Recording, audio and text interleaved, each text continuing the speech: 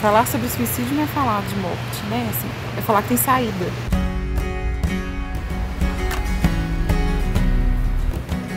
Suicídio é um problema de saúde pública e a melhor solução é falar sobre ele.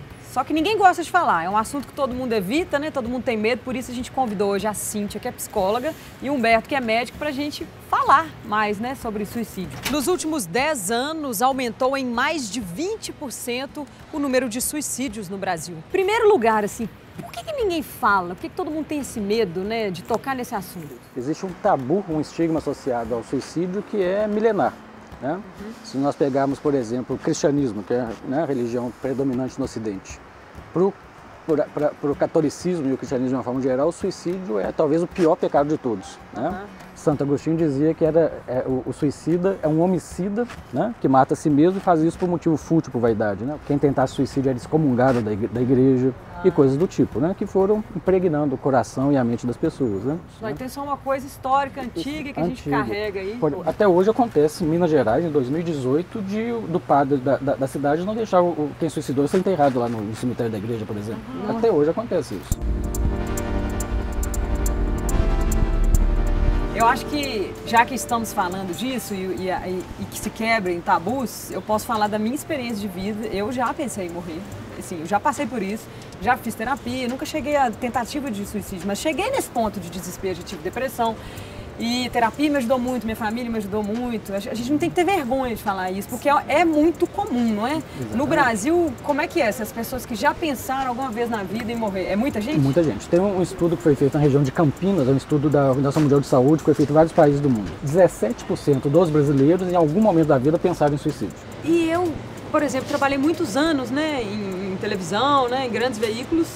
Era um assunto que a própria TV, quando acontece um suicídio em Belo Horizonte, por exemplo, a gente não dá essa notícia com medo de estimular o suicídio. Isso também é outro tabu também? Sim, assim, quanto menos se fala, menos se trata, né? Menos se discute, menos faz alguma coisa pelo assunto. Segundo a Organização Mundial de Saúde, 9 em cada 10 casos de suicídio poderiam ser prevenidos se a pessoa buscasse ajuda e tivesse a atenção dos que estão à sua volta. Existem manuais, cartilhas, por exemplo, da Organização Mundial de Saúde, da Associação Brasileira de Psiquiatria, com orientações gerais para a mídia sobre como abordar o suicídio. Nunca de forma sensacionalista, nunca de forma a glamorizar o suicídio, nunca especular sobre motivos que teriam levado o indivíduo a suicidar e principalmente nunca falar sobre o método de suicídio de um indivíduo particular. Né? O que é muito diferente de falar sobre o suicídio enquanto assunto de saúde pública, onde as pessoas devem procurar ajuda, quais os principais sinais de alerta, né? São duas abordagens muito diferentes. É muito diferente você fazer sensacionalismo e bater um papo sobre o assunto. Exatamente. Né? Então a gente precisa falar disso para ajudar as pessoas, né? Exatamente. Então vamos lá, como é que a gente detecta alguém que pode ser um possível suicida? Como é que essa pessoa está, né? Quando ela começa a pensar? Nós sabemos que a maioria, ou quase todos os suicidas, tinham uma doença mental no momento em que se mataram. E a mais comum delas é a depressão. Depressão. Né? Então, em números absolutos, a depressão é a principal responsável. Depressão é muito comum, né? Na nossa sociedade. Comum na população, né? É das doenças mais prevalentes da população geral. Então, aquela pessoa que tem sintomas depressivos, como desânimo, tristeza, falta de entusiasmo com a vida, e começa a expressar pensamentos de morte.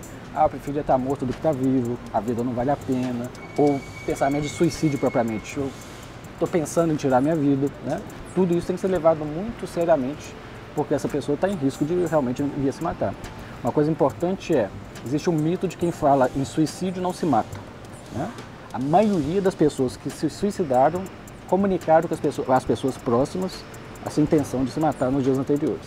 Tem essa coisa da pessoa falar assim, fulano tá falando ali de morte, mas isso aí tá querendo chamar atenção. E tem uma coisa, né, que é difícil de lidar, porque a pessoa depressiva é uma pessoa chata.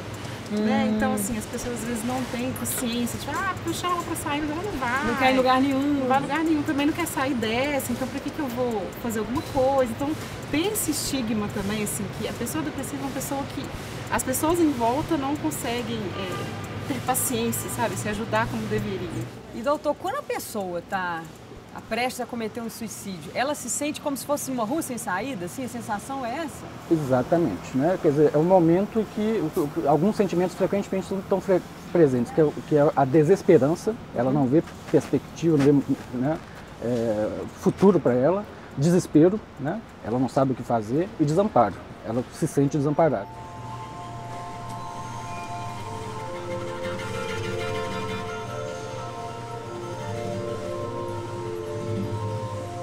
que se mata aqui no Brasil e no mundo? É jovem ou não tem idade? Como que é?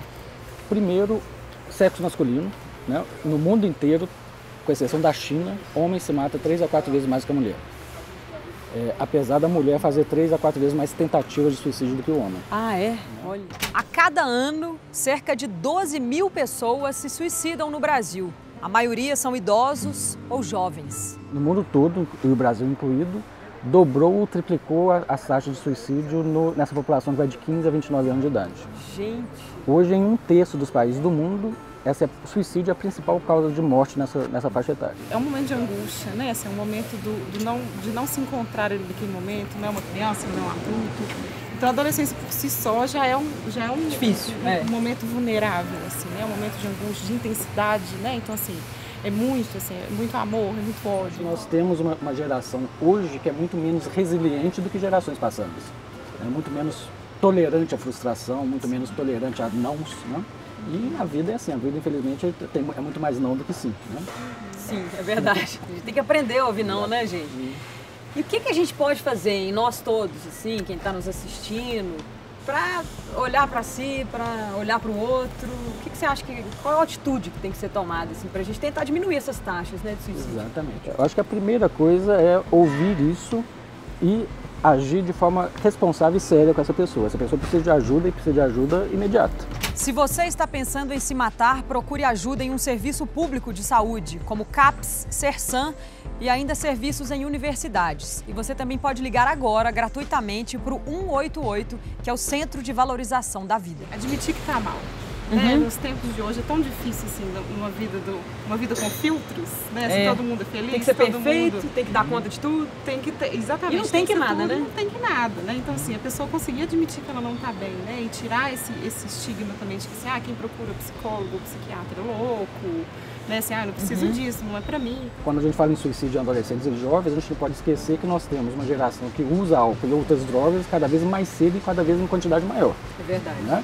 Que é outro fator de risco. Né? Vira uma forma de relaxamento, né, deles, de lazer, sendo que a gente tem tantas outras coisas para fazer além de beber, né?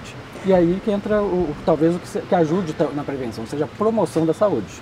Mudança de hábitos de vida, lazer, esporte, né? Esporte, atividade física. Uma coisa que previne suicídio é laço social. Quanto mais laços tem uma pessoa, menor a chance dela vir a se matar, né? Então, por exemplo, quem é casado suicida menos do que é solteiro, quem está trabalhando, né, suicida menos do que quem está aposentado ou desempregado, quem tem filho suicida menos do que não tem, quem tem uma religião suicida menos do que não tem uma religião e assim por diante. O laço não significa só família, é amizade. Não, amizade, convívio trabalho. De trabalho, convívio social, qualquer tipo de laço social é protetor. E né? talvez por isso que atualmente com essa coisa de computador, as pessoas estão se isolando. É o que eu falo sempre, não adianta ter 1000 amigos virtuais, porque isso não substitui um amigo de verdade. Alguns estudos que mostram uma associação entre horas de mídia social, de internet e adoecimento mental. Então aquelas pessoas que ficam mais de 5 horas nas mídias, de uma forma geral, têm mais doenças mentais do que as outras. Olha. Um exemplo que eu uso sempre, eu falo muito para pais em colégio, né? Bom, você leva e busca seu filho todos os dias na escola, apesar de ele morar 3, 4 quarteirões da sua casa, porque você acha que é perigoso. Você vai permitir que o seu filho adolescente, 12, 13, 14, 15 anos, navegue livremente na internet como se não houvesse perigo, né? Então, os pais, obviamente, são responsáveis também, né? Pelo menos os pais conseguirem entender que tem um compartilhamento dessa experiência online, de conversar com isso sobre o filho, assim, né? Olha, que perfis que você acompanha. E a gente vê perfis, assim, com 200 mil seguidores de perfis suicidas. Nossa! Então, igual existe o blogueiro fitness, existe o blogueiro suicida. E todo dia dá a dica de como se cortar. Às vezes a pessoa não aparece. O que é isso? Porque ela pode ser denunciada. Mas ela tem um perfil fake e dá dicas. Pelo Código Penal brasileiro, a instigação ou a facilitação ao suicídio são crimes. Isso é um crime, né? Então essa pessoa ela responderia um processo e seria presa provavelmente. Né? Isso a gente tem que saber.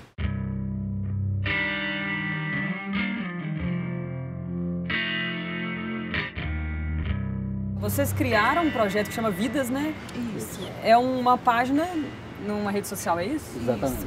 É um projeto, né, que a gente tem com a Faculdade de Medicina, o professor Humberto, a gente tem 2 canais nas redes sociais, né, o Facebook e o Instagram. Vocês compartilham notícias positivas, é isso? Notícias positivas, de tá. superação, e notícias de pessoas imperfeitas, né, inclusive é um dos nossos objetivos, assim.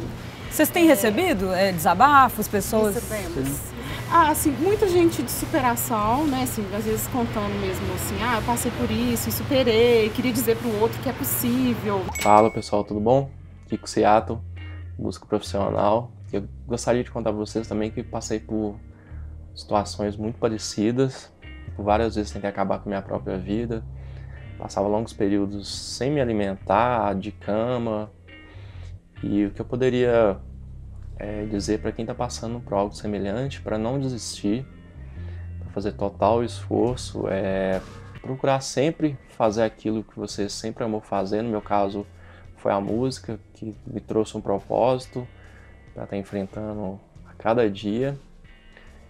E aos pais, familiares, pessoas mais próximas, como professores, gostaria de dizer para ter mais empatia com a dor do outro, observar o comportamento, pequenos detalhes assim no convívio, pode ser grandes sinais do problema. Esses dias mesmo, quando eu recebi o convite da Maíra para poder fazer esse depoimento, no mesmo instante eu recebi a notícia do suicídio de um jovem aqui da cidade, um aluno da universidade aqui da UFVJM, e é muito preocupante porque isso tem se tornado cada vez mais comum. Sejam mais observadores, preocupe mais com o outro, ok? Abraço, tchau, tchau. Atendi uma pessoa que fez uma tentativa de suicídio grave, arma de fogo, deu um tiro na boca, ficou 2 meses no CTI, muito ruim, né? Ontem ele estava ótimo, né? Estava com a esposa, e me agradeceu porque ele falou: doutor, eu achei que não tinha jeito para mim, que eu tinha que morrer. Né? E ontem ele estava bem, voltando à vida dele, voltando a trabalhar, etc, etc. Né? Eu posso dizer que eu não conheço nenhuma pessoa que tentou suicídio ou que pensou seriamente em se matar e depois não tenha se arrependido e agradecido de ter sido socorrido a tempo. É mesmo? Olha, não conheço nenhum. Eu costumo até falar isso, assim, que falar sobre suicídio não é falar de morte, né? Assim, é falar que tem saída. Não é que as pessoas falam, porque falar de suicídio vai influenciar outras. Não, você vai falar para as pessoas que existe saída, né? Que ela não precisa estar assim, que ela não precisa ficar assim, que tem alternativas, né? Isso é falar sobre suicídio. Então vamos falar mais sobre o suicídio, né? É isso. A gente começou aqui que continuemos, né? Que as pessoas continuem a falar cada vez mais, né? Para a gente tentar diminuir. Obrigada. Muito obrigada. Acho que o papo foi bom, né? A gente conseguiu falar tudo.